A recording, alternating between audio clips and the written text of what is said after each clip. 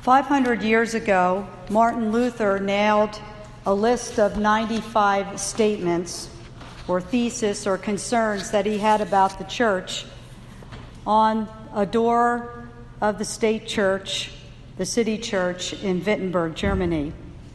Luther was not the only reformer or person speaking out about concerns about the church.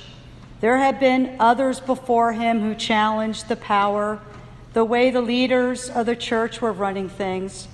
Luther, along with others, was concerned about power being concentrated in people who interpret the scriptures in a way that kept the people from fully knowing the grace of God. He, along with others, was concerned about Rome extracting wealth from impoverished parishes in Germany while people were starving or dying from diseases, while that money was being invested in building cathedrals. Luther was particularly concerned about the sale of something called indulgences, where you would get a piece of paper with a stamp on it, and for a certain price, you could find out whether you or your family members would be kept out of hell. He, along with others, was concerned about what he saw as corruption. Luther was a monk. He was a professor of the Old Testament.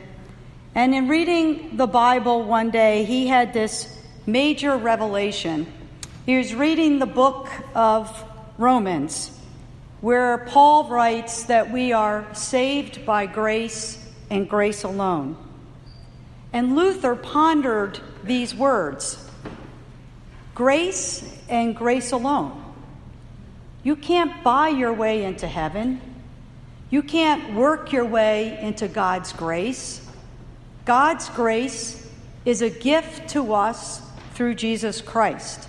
Now, you can imagine that for a system that was built on fear and getting people to cough up the money they didn't have because they were afraid they or some of their loved ones were going to hell, you can imagine that that would be a pretty powerful system to challenge.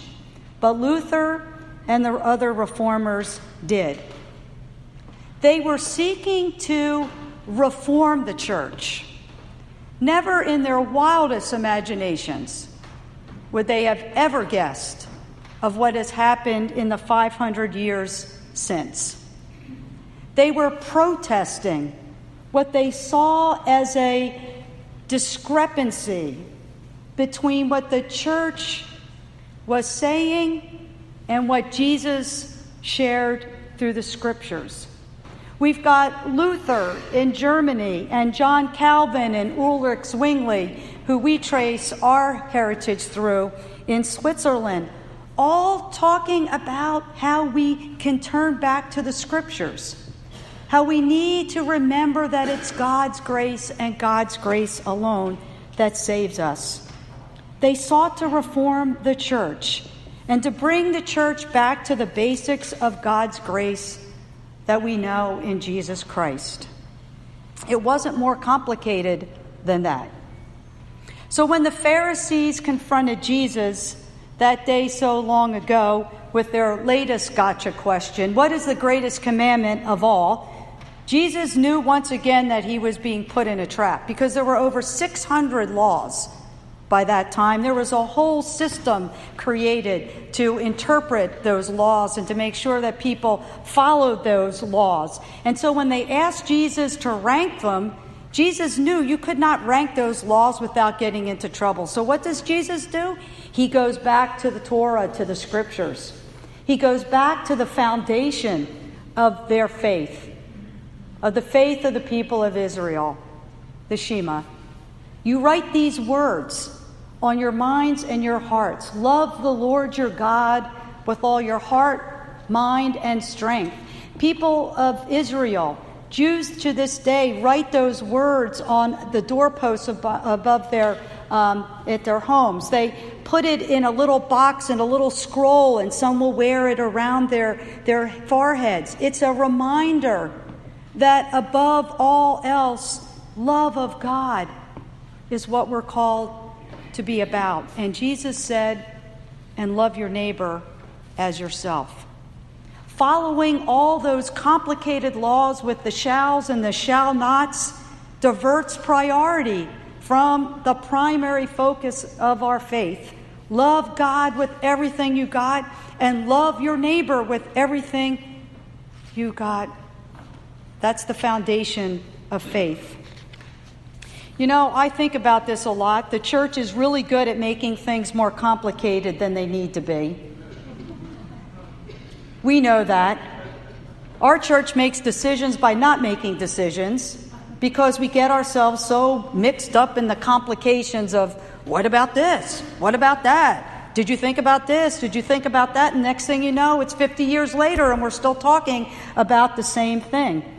But there's another piece of this. Sometimes when we make things so complicated, many of us just check out because that's not why we come to church. Or we let someone else worry about it. We get tired of challenging, and sometimes it's just easier to go along with things. So we just check out, or we let someone else do all the decision making.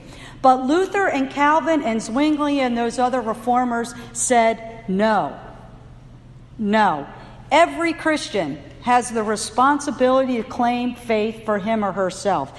Every Christian has the responsibility to live their faith. We don't need someone to pray for us. We can also pray to God. We don't need to have a priest or a minister tell us what the scriptures say. We all ought to learn how to read so that we can study the Bible for ourselves. These are the great themes that grew out of the Reformation. That there is a priesthood of all believers, that all of us are called to live out that faith, not just some of us, but all of us. And probably one of the greatest things that emerged from the Reformation was education. Because once Luther and the Reformers said, you know what, everybody ought to read the Bible, that meant that everybody needed to learn how to read and write. Everyone, not just the boys, not just the church leaders, but everyone. And that is a huge part of our Reformation tradition that we continue to this day. It ought not to be go unnoticed that the founder of our church, who came with the Germans from the Palatinate region, was a school teacher. And for 2 years before this congregation had a minister, John Thomas Schley led the congregation.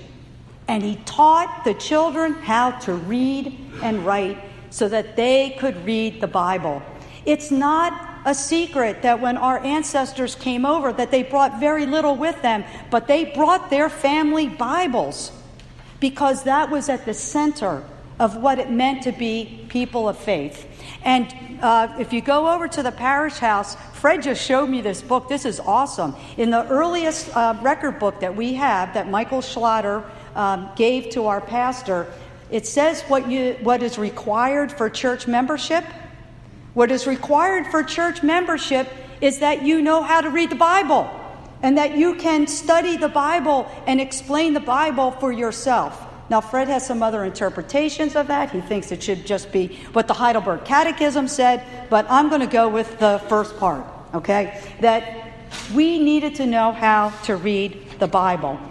Now, we know that some things happened after the Reformation that those reformers never imagined and wasn't necessarily positive. We know that Luther ended up being incredibly anti-Semitic and that became part of the Nazi philosophy to go back and use his teachings to justify the persecution of the Jews. We know that wars resulted in Europe as a result. There was a counter-reformation that was really ugly, where church people were fighting other church people, Protestants and Catholics fighting each other, killing each other. We know that once you opened up the power of the Bible, that there were millions of people then that had their own interpretations of the Bible. People were persecuted. They immigrated to this country to find freedom. When they came to this country, if I didn't agree with your reading of the Bible, I just went out and started another denomination, another church, and that's where we are to this day. Zwingli was so fearful of the idolatry of worshiping what he thought were icons and stained glass windows and even music, that he and his followers did some awful things to churches in Amsterdam and Switzerland, destroying and taking out the... Okay.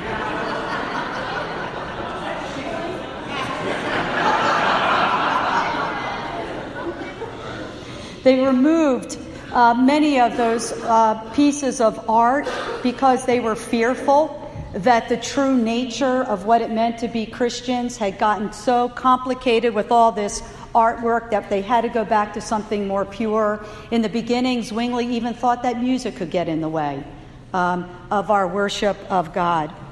So we know that, this is not a part of the heritage that we necessarily want to honor, but it's something we need to remember.